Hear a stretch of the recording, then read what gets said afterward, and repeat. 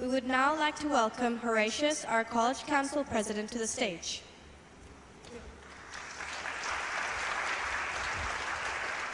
Thank you.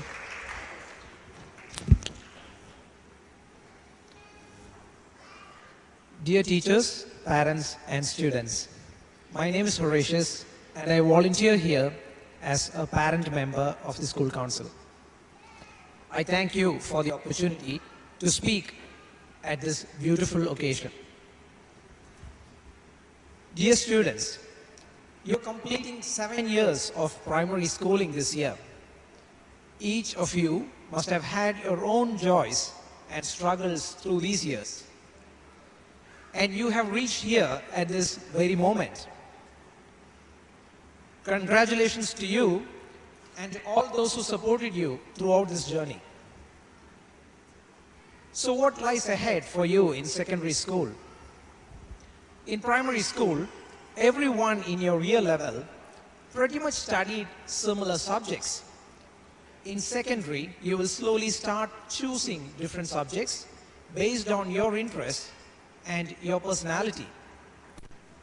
I will now share a real-life story with you, and the story is about where interest can provide you the motivation to find your talent and do good to the world. I read about this story in a book called Mastery by the author Robert Greene. Dr. Mary Temple Grandin is a renowned American scientist. In 1950, at the age of 3, she was diagnosed with autism. Her mother was able to arrange speech therapy for her, which helped her to learn language skills. She later attended school and learned what other children were learning. She had limited opportunities at the time with her apparent limitations. She did not think like most people. She thought in terms of images, not just words. In order to learn a word, she needed to picture it in her mind. This made it hard for her to learn many subjects. And she was not that great at socializing with other children either, so she had a little bit of a tough time at school.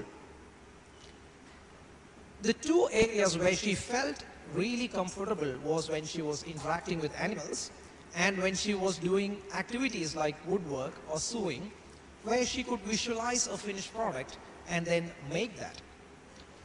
So at the age of 11, Dr. Grandin went to visit an aunt who had a cattle ranch in Arizona in US. There she actually realized that she has a great empathy for cattle.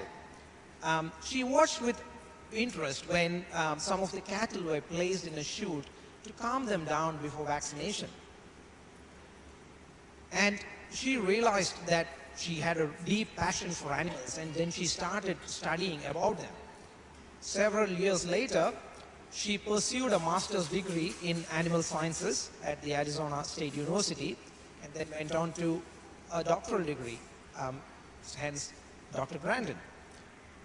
She did detailed analysis of cattle and feedlots and behavioral responses of animals to particular systems.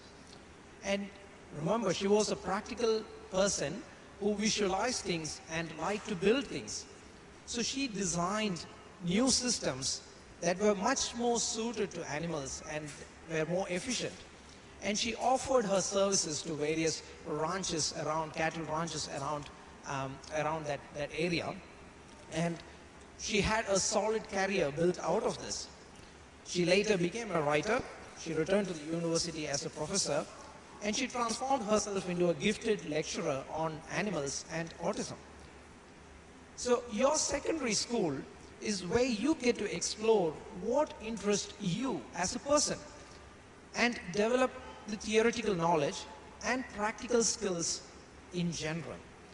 Exploring your interests, while sounds good, is not an easy task because you're still figuring out what you're interested in and learning to be good at some things.